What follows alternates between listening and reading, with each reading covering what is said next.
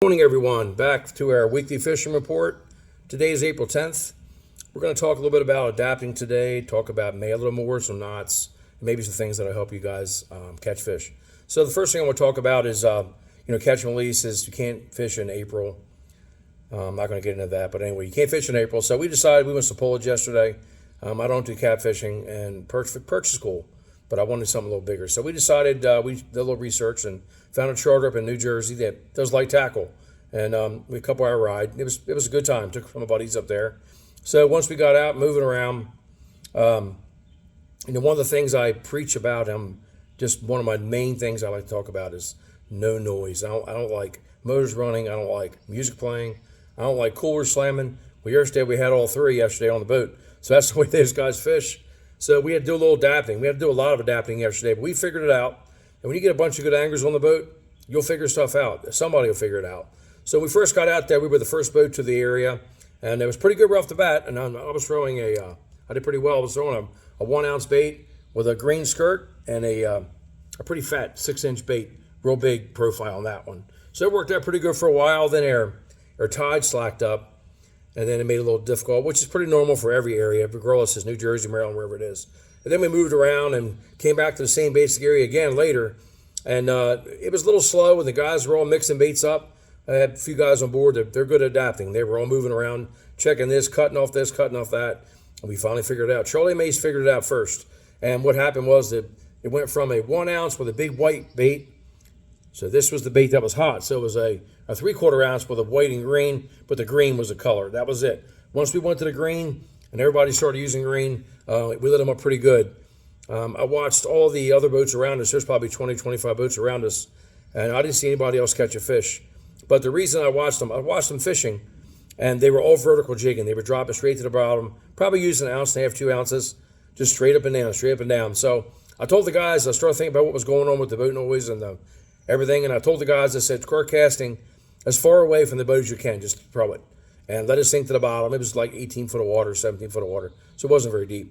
We started casting real far distance, snap jigging really hard. And once you snap it, the lure's going to flutter back down really slowly, and that's how we got our bite. And once we got them going, pretty good.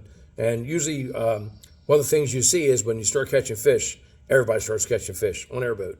And it gets the fish excited, they get splashing, whatever. Not a lot of bait up in that area. I'm sure it'll be there soon enough. As far as the motor noise goes and stuff, I'd imagine from what I hear, Brereton Bay, there's going to be a lot of fish there in the next few weeks. And then regardless of the motor noise or not, you're still going to catch fish because it doesn't matter when there's lots and lots of fish. But if you want to catch big fish and consistently catch them, I'm certainly going to go with the no noise. So we adapted yesterday. We figured things out, which was really fantastic. Had a good time. Captain's a great guy, real nice guy to talk to. And I think they saw a few things yesterday maybe they don't do all the time. They don't use side scan. They mainly use 2D, which makes it a little tougher because once you see them on 2D, they're already off the back of the boat. So, but anyway, that's their style, which is fine. So back in the day, I started fishing with a guy named Sean Kimbrough. I'm sure everybody knows Sean, and we've been fishing together for probably 18 years or so. And Sean revolutionized light tackle fishing on the bay. He would never admit that, but I'm telling you it's true. He'll never say that. He's not that kind of person. He just likes to help everyone learn, and he tries to learn. Same thing I'm trying to do right now. So back in the day, Sean was posting on this website called TitleFish.com. And TitleFish.com was before Facebook and the social media takeover. Titlefish was the way to go with the anglers. The light tackle world, there was like 60,000 anglers, I believe, at one time. And it was pretty neat for getting information and figuring things out. And I remember Sean putting up reports almost daily. He fished a lot. And I would see his report, and he was catching like 32, 34-inch fish. And I was a little further south of him. I was catching 35-inch fish. They were a little bigger than his. That's the way I remember it anyway. But Sean was catching on a regular basis. I was doing pretty good myself. And I started reading his blogs, and I was reading him talk about, he was in 15 foot of water on a ledge that went down to 23, and the fish were laid all on the ledge, and the best bite was outgoing. And I started thinking to myself, that's the exact same bite I had. And I was 10 miles south of him, but that's really what I was doing, fishing ledges, no birds, and it was an outgoing tide. It worked out really well. So, you can adapt your fishing trip to the tides. The guys do it all the time. So one of the guides I fish with around a lot, and we talk quite a bit, is Greg Shute. And Greg's a really good fisherman, and he's really good at adapting. And the nice thing about Greg is Greg comes from the western side. I come from the eastern side, known as the good side against the bad side. But we compare notes and talk about what we're doing. And between the two of us, we normally figure things out. And sometimes we'll even move our trips to different time slots to take advantage of a certain tide that's working. Because there are certain days we know the incoming tide is going to be the ticket. And then we'll just move our trip back a couple hours or whatever. So we talked about the adaptation, which I'll be talking about probably the whole summer. I'm always adapting. It seems like every week, every trip. I've even had a double trip or in the morning and the afternoon. We're totally different because we had totally different tides. And it's never the same thing. You know, when guys say, I went over to buoy number 4 and I caught fish every time I go there. Well, okay, that's great, but it's not going to last forever, so you better learn how to adapt. So I'm going to talk about one of the knots I like to use, and it's called a loop knot. Now, some guys use a Palomar knot, some blood knot. Everybody has their favorite knot, and that's okay. I don't care about that. I'm going to tell you what works for me. So the loop knot, I take a lure and I tie blood knot, tie Palomar. I throw my lure in the water and I retrieve it next to the boat so I can watch it coming back and see what it looks like. And that's what I'm looking for, what the appearance of a lure going through the water.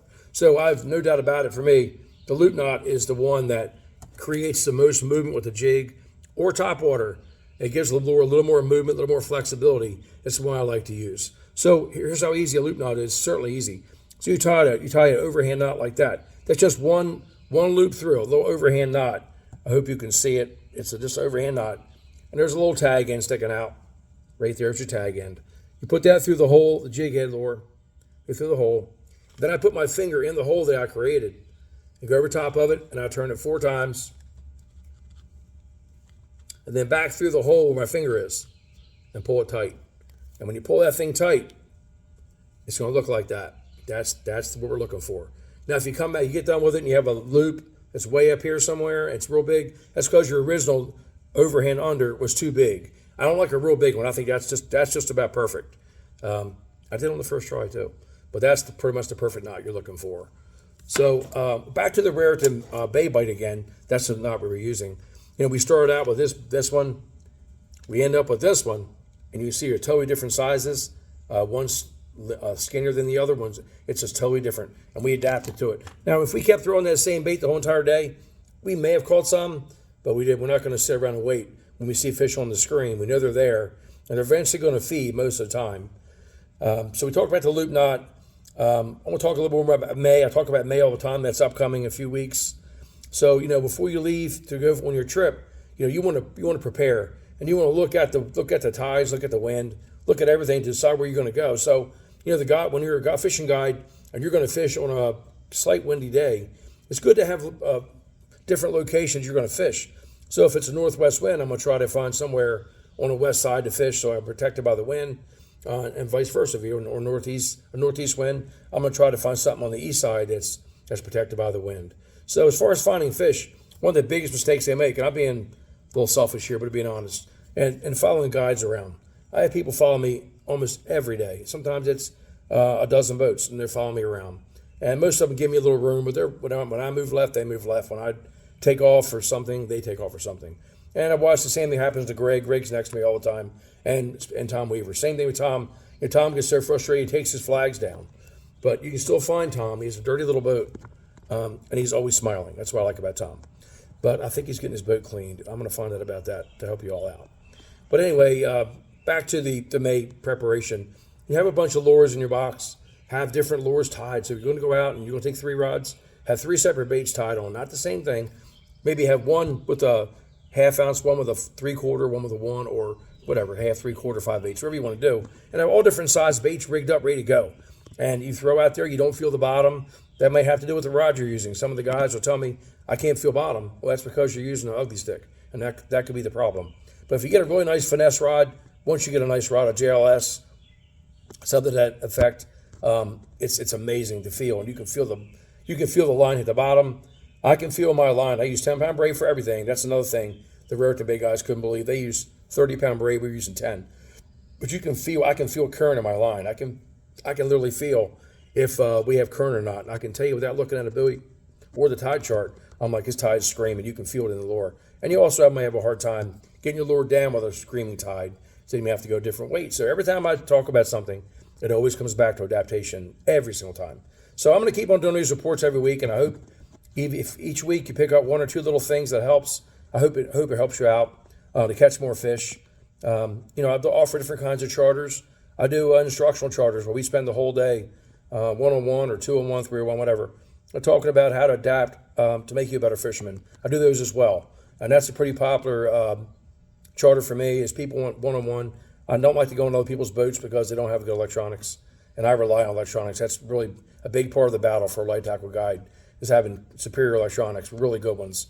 And I will tell you this, the Garmin Panoptix Live Scope, I'd be willing to say at least 20 or more of my customers have bought Live Scope over the last couple of years because they see how authentic it is, how outstanding it is. And side scan's good as well. So I don't work for any of these companies, man. I work for myself. I don't work for anyone. I'm on some pro staffs and things, but I work for myself. And but anyway, so I'll be back next week. I want to try to start doing some reports on the water so I can kind of tell you what we're doing. I won't be giving up location. I never give up location. I don't do it. I'm not going to do it. You have to find your own fish. But I'm going to teach you how to find them if you pay attention and execute and do some stuff on your own. So thanks again. I'll be back next week.